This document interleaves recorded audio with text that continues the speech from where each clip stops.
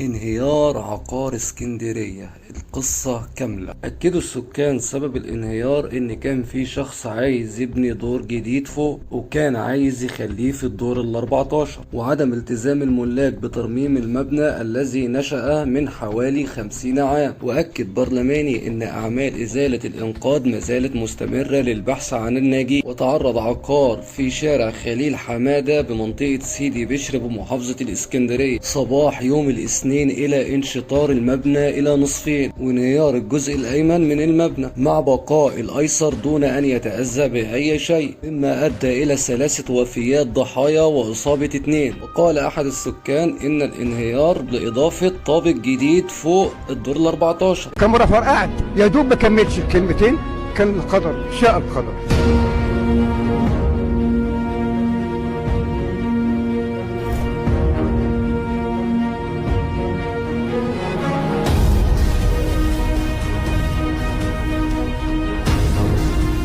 اللي حصل حضرتك، العمارة كويسة كل حاجة، في واحد طلع يبني اللي فوق.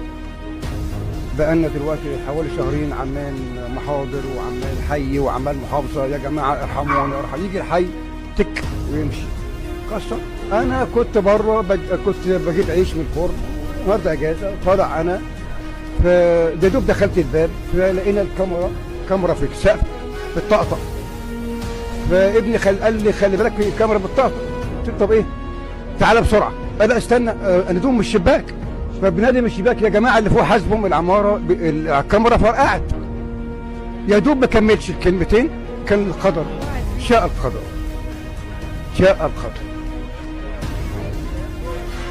انا طلعت ناس كتير من الجنب التاني، طلعت ناس كتير قوي، بس في ناس هنا لسه موجودين هنا. الدور ال14 مما أدى إلى زيادة الأحمال في الخرسانات، وإضافة إنه تم إزالة عمودين من المبنى لفتح كازينو أسفل العقار، مما تسبب بشروخ في واجهة العقار. وكان العقار يضم كباريه تحت العقار ومحل خمور، مما أدوا إلى سبب تفاعل الحريق في الانهيار. والانهيار حدث يوم الاثنين الساعة 29 دقيقة صباح، وإن كان في سيدة اسمها هدير كانت كوافيرة هي اللي ضحكت على الناس، وأخذت من الملاك فلوس لإصلاح العقار وترميم العقار. وبعض الملاك في العقار استمروا لبلاغات لمدة 2 سنتين بشتكيهم عمالين بيهدوا في العمارة.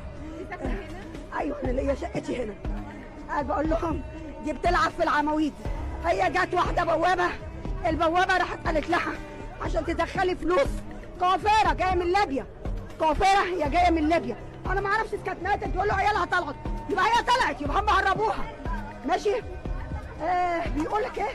قالت لي مالكيش دعوه انا هعمل اتحاد ملاك. قلت لها انت مش هتعملي اتحاد ملاك، دي العماره قديمه، العماره بقى لها 50 سنه يا ستي. عارفه عن ايه 50 سنه؟ انا في العيشه.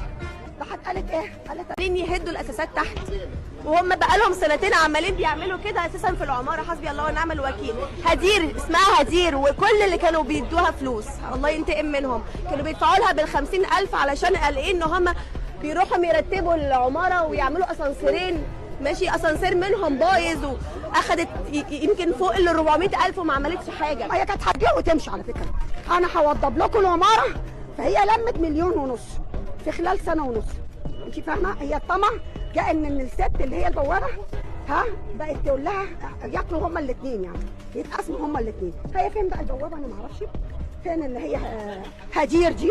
انا ما اعرفش. العماره دي مباني كام؟ لا دي 50 سنه حبيبتي، بقى لها 50. بعض الملاك في العقار استمروا لبلاغات لمدة 2 ولكن للأسف الشديد إن ما كانش في حد بيسمع لهم، لأن العقار كان قديم من السبعينيات بقاله أكتر من 50 سنة، وصدر له قرار إزالة بالدور الأخير لأن بناؤه كان مخالف. والعقار بالكامل معروض على لجنة منشآت القايلة للسقوط، وشهود عيان بيقولوا إن المبنى انهار في ظل ناس كانت متواجدة فيه، وكانت ناس متواجدة في المحلات اللي تحت، وإن الشخص اللي بنى الدور ال14 عمل الدور ال14 بدون أي تراخيص، وإن العقار كان بترخيص لإنشاء برج مكون من 11 دور فقط، مما أدى إلى زيادة 3 طوابق إضافية دون الحصول على أي ترخيصات للطوابق الذي بني. وقال أحد عضو من مجلس النواب عن دائرة المنتزه إن العمل لا زال مستمر من أجل إزالة الأنقاض للوجه الأمامي وللبحث عن ناجين تحت أسفل العقار، إلا أنه تم العثور على جثة يوم أمس، وجثة جثتين اخرين لاب وابنه، والابن يبلغ 13 سنة. وقال محافظ الاسكندرية لتوفير وحدات سكنية لأحد المتضررين في الانهيار، وإن أغلب وحدات العقار المنهار كان يتم تأجيرها للمصيفين، ولذا كان أغلب الوحدات كانت غير مسكونة باستثناء المحل اللي كان تحت العقار، وباستثناء الكباريه الذي كان يتواجد فيه الكثير من الناس. وقال عضو مجلس النواب إن في 12,000 عقار في محافظة الاسكندرية صدر لهم قرارات بالترميم والإزالة دون أن يتم تنفيذها، سبب عدم وجود آليات تجبر أصحاب العقارات على الالتزام بترميم العقار. وأخذوا تنفيذ بقرارات العماير العيلة للسقوط بمحافظة الاسكندرية، وإجراء تعديل تشريعي يلزم أصحاب العقارات بإجراء الترميم فور تسلمه خطاب رسمي بذلك، ويجري العمل بدقة شديدة لمراعاة عدم انهيار الجزء الثاني من المبنى. وبكده أكون جبت لك القصة الكاملة عن انهيار عقار اسكندرية. ولازم إن أي حد غلط لازم يتحاسب، ولازم يبقى في قانون رادع للناس اللي زي كده عشان محدش يفكر يكرر نفس اللي حصل، لأن أرواح الناس مش بالساهل. وفي آخر الفيديو الله يرحم جميع الأموات ويشفي المصابين يا رب العالمين. وبكده تكون انتهت حلقتنا. لو انت لسه ما اشتركتش في القناة انزل اشترك في القناة وفعل زر الجرس، واوعى تنسى اللايك بالله عليك.